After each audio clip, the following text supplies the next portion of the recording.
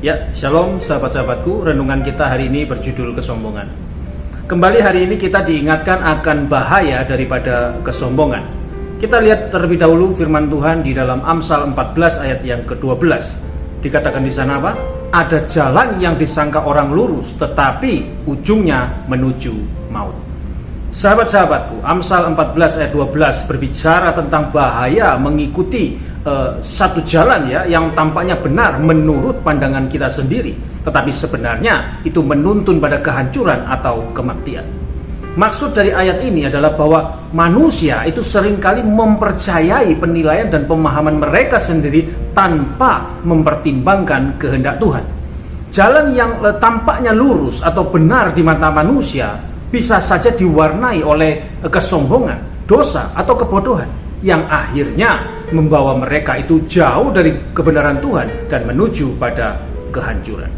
Ayat ini mengingatkan kita untuk tidak hanya mengandalkan pemikiran atau kebijaksanaan kita sendiri, tetapi selalu mencari petunjuk dan kehendak Tuhan dalam setiap keputusan. Tuhanlah yang mengetahui akhir dari segala jalan, dan hanya dengan mengikuti kehendaknya kita dapat menemukan kehidupan sejati yang penuh damai sejahtera. Kesombongan itu adalah salah satu dosa yang seringkali tidak disadari namun berbahaya. Alkitab berulang kali memperingatkan kita tentang bahaya kesombongan. Kesombongan membuat kita itu merasa lebih tinggi dari orang lain, bahkan mungkin lebih tinggi juga dari Tuhan. Ketika kita mulai memikirkan diri kita lebih baik, lebih benar, atau mungkin lebih mampu daripada orang lain, disitulah benih kesombongan itu mulai tumbuh. Kesombongan seringkali mengaburkan pandangan kita terhadap realitas dan kebenaran.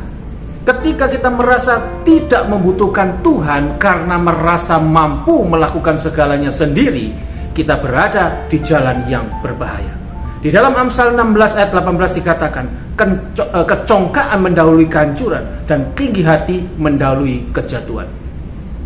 Sebagai orang percaya, kita itu dipanggil untuk hidup rendah hati, meneladani Kristus yang meskipun adalah sebagai anak Allah, ia tetap rendah hati, bahkan rela mati di atas kayu salib demi menebus dosa kita. Filipi 2 ayat 8. Dengan merendahkan diri di hadapan Tuhan, kita akan lebih peka terhadap kehendaknya dan lebih mampu mengasihi serta melayani sesama itu dengan tulus.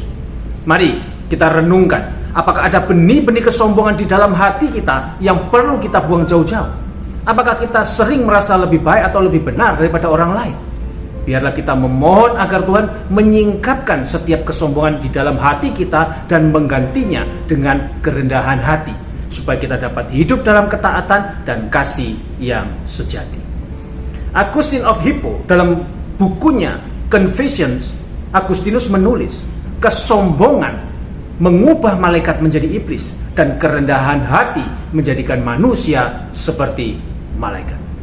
Sahabat-sahabatku, sebagai orang percaya, sebagai orang Kristen, kita harus terus belajar untuk tetap rendah hati, supaya semakin hari kita semakin serupa dengan Kristus. Amin. Kiranya renungan firman Tuhan hari ini dapat dipahami, memberi pencerahan, menambah pengetahuan, menjadi sumber kekuatan dan penghiburan bagi kita semua yang percaya. Amin. Tuhan Yesus memberkati. Shalom.